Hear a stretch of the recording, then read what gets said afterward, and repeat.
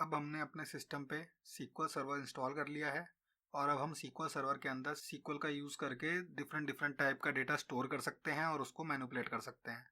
तो ये सब स्टार्ट करने से पहले हमें एक्चुअली देखना होगा कि कौन कौन से डेटा टाइप SQL सपोर्ट करता है। आप एक टेबल में जब डेटा स्टोर करेंगे तो आपको पॉसिबल है कि अलग अलग टाइप का डेटा स्टोर करना हो। अगर आपको मानिए आपका नेम स्टोर करना है तो आप टेक्स्ट में उसको स्टोर करेंगे, बट अगर आपको अपनी एज स्टोर करनी है तो आप उसको नंबर में स्टोर करेंगे। तो different different data type SQL हमें प्रोवाइड करता है, जिसका यूज़ करके हम डिफरेंट डिफरेंट टाइप का डेटा स्टोर करते हैं। तो ये सारे वो डेटा टाइप्स हैं जो SQL सर्वर सपोर्ट करता है। आपको ये सारे जानने की ज़रूरत नहीं है।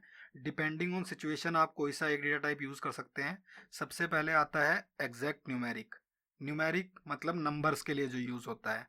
तो इसमें सबसे पहले इंटीजर्स के लिए डिफरेंट डिफरेंट टाइप्स आते हैं, int, small int, big int, ये सारे। और एक बिट होता है जो 0 या 1 स्टोर करने के लिए होता है, जो कि एक तरीके से आप ये समझ सकते हैं बूलियन की तरह होता है। अगर आपने प्रोग्रामिंग लैंग्वेजेस में देखा है तो बूलियन में ट्रू फॉल्स जैसे स्टोर करते हैं, वैसे ही बिट में हम 0 और 1 स्टोर करते हैं।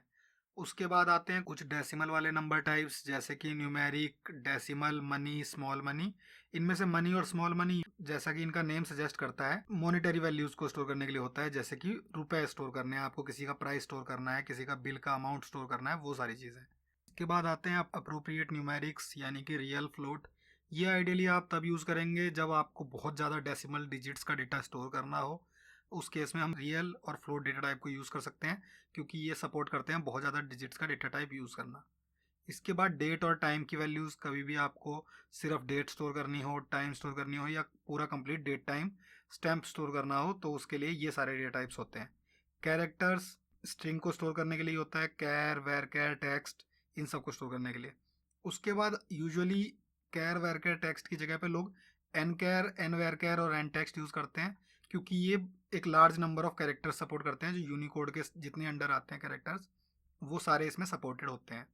इसके बाद बाइनरी डेटा आता है। बाइनरी डेटा यूजुअली होता है आप किसी भी टाइप के ऑब्जेक्ट को स्टोर करना चाहते हैं मेमोरी में, तो आप ये टेक्स्ट नंबर उनके थ्रू नहीं कर सकते, आप उसको एक बाइनरी में कन्वर्ट कर सकते हैं।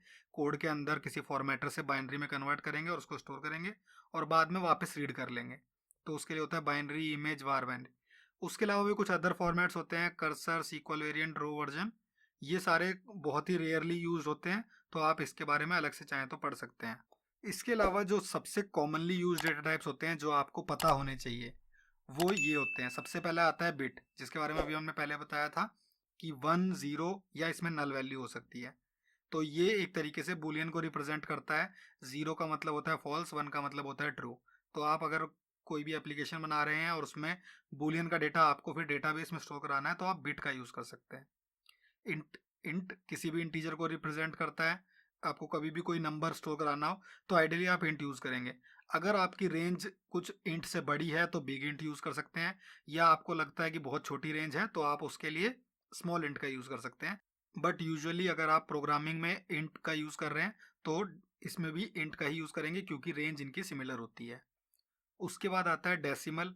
डेसिमल डेटा टाइप यूज़ होता है कभी भी आपका कोई इंटीजर ना होके, आपको पॉसिबल है कि डेसिमल में वैल्यू हो सकती है, कुछ पॉइंट हो सकता है उसमें, 1.5, 2.5 इस तरीके का डेटा स्टोर करना है, तो आप डेसिमल उसके लिए यूज़ कर सकते हैं।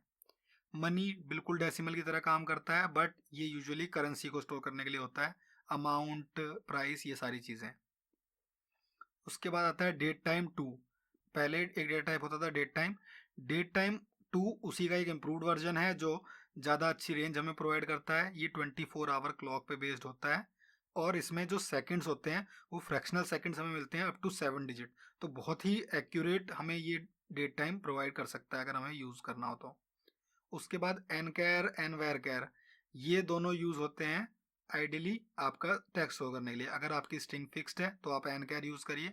अगर आपकी स्ट्रिंग वेरिएबल हो सकती है, कोई उसकी लेंथ कम या ज़्यादा हो सकती है, तो आप एन वेर कैर यूज़ करना है। बाइनरी और वेर बाइनरी, अगर ये सारे ऊपर वाले जो डेटा टाइप हमने देखे हैं इनमें आपका डेटा स्टोर नहीं हो सकता, तो आइडियली आप उसको बाइनरी फॉर्मेट में कन्वर्ट करके हमारे टेबल में स्टोर कर सकते हैं। बाइनरी फिक्स्ड स्ट्रिंग के लिए और वार बाइनरी वेरिएबल स्ट्रिंग के लिए। तो ये वो सारे कॉमन डेटा टाइप है जिनका हम SQL में यूज़ करते हैं ज़्यादातर। अब नेक्स्ट लेक्चर में हम एक टेबल क्रिएट करेंगे जिसमें कुछ कॉलम्स होंगी जो इन्हीं डेटा टाइप का यूज़ करके बनी होंगी।